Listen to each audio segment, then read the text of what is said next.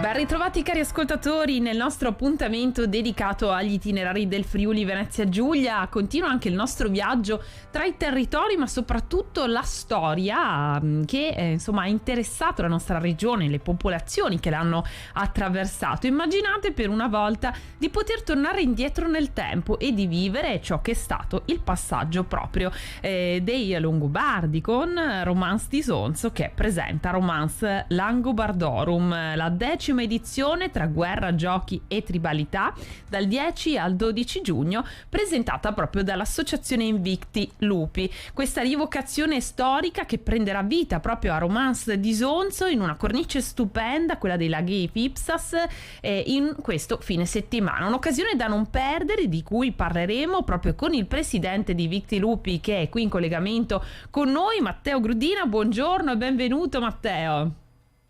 Buongiorno a te, buongiorno a tutti.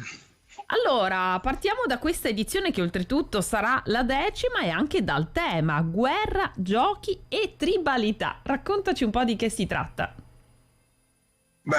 Romance Langobardorum è una rievocazione storica del periodo longobardo che si sviluppa a Romance di Sonzo, in provincia di Gorizia.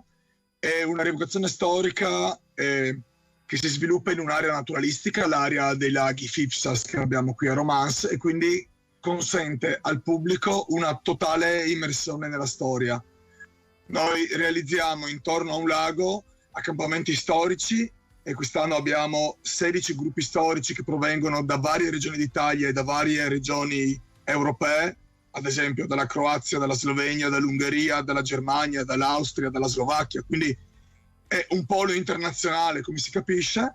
Quindi c'è un'area grande attrezzata con questi campi storici, abbiamo un'area dove abbiamo degli artigiani e quest'anno avremo all'opera un simposio di scultura, quindi con degli artisti che lavoreranno il legno, ma anche degli artisti che lavoreranno la lana, lavoreranno materiali di riciclaggio, lavoreranno il ferro. E poi abbiamo chiaramente un'area moderna attrezzata nella quale comunque il pubblico si può prendere un attimo di pausa, bere, mangiare, e in quest'area moderna sviluppiamo delle conferenze a tematica longobarda e proietteremo la sera i nostri documentari che noi abbiamo realizzati per appunto fare divulgazione storica su questo periodo storico che sta pian piano si sta facendo conoscere, un periodo che prima non era molto conosciuto. Bellissimo, oltretutto veramente sarà un vero e proprio, come dicevi tu, tuffo indietro nella storia e si potrà davvero rivivere, no? Quello che era la vita e la storia, come si gestivano in questo periodo proprio i Longobardi. Dicevi le conferenze, non mancherà nemmeno, la musica dal vivo, senza contare che, come ci accennavi, tanti gruppi di rievocatori storici vengono proprio da varie regioni d'Italia ed Europa. Esatto.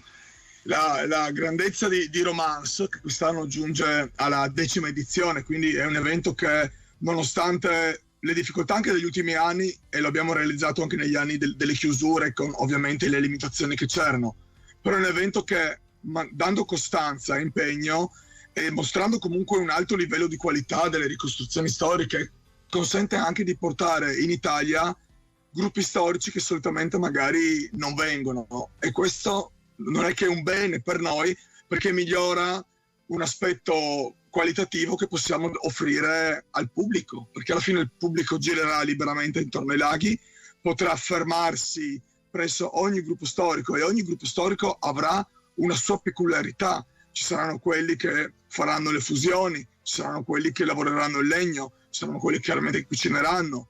Avremo gruppi sia romani che longobardi che di altre popolazioni che sono passate nel Friuli nel VI secolo, quindi il pubblico potrà liberamente girare, interagire, toccare e vedere con mano le cose, che è un aspetto molto importante della rievocazione storica, no? Questo poter avere anche il tatto, la sensazione degli oggetti che sono stati riprodotti dai rievocatori storici. E poi ovviamente nel programma ci sono dei momenti prefissati di spettacoli. Bellissimi, anche quelli da non perdere. Non dimentichiamo che poi questi gruppi di rievocatori si documentano, fanno dei corsi proprio per poter riportare più fedelmente possibile quella che è stata la realtà storica, che per una volta si può rivedere come se accadesse davanti ai nostri occhi. Esatto, la differenza grande che c'è tra la rievocazione storica e un po' le feste folcloristiche dei paesi è che i rievocatori storici non sono delle comparse, non sono dei figuranti, ma sono persone che durante l'anno studiano, approfondiscono, sperimentano la storia e in questa maniera diventano degli ottimi divulgatori storici, no? Si mettono un po' di mezzo tra il mondo accademico e la popolazione e quindi riescono con diversi linguaggi a fare interessare la storia, a far apprezzare la storia anche chi magari non è totalmente appassionato, no? Quindi, ripeto, Certo. siamo degli ottimi divulgatori questa è un'ottima occasione in 2 giorni perché non capita così spesso di avere così tanti rievocatori in uno stesso luogo. Infatti io suggerisco davvero, per chi non ci è mai stato, non ha partecipato delle rievocazioni storiche, sono degli appuntamenti veramente molto belli. Una volta insomma che avrete provato questa esperienza, poi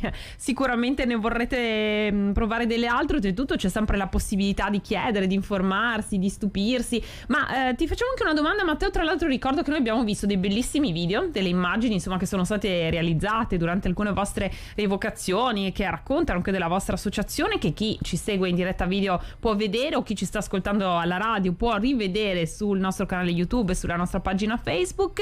Matteo, quali aspetti vorresti così sottolineare per raccontare ai nostri ascoltatori, lasciare qualche curiosità proprio sulla vita dei Longobardi che voi riproporrete in questi giorni?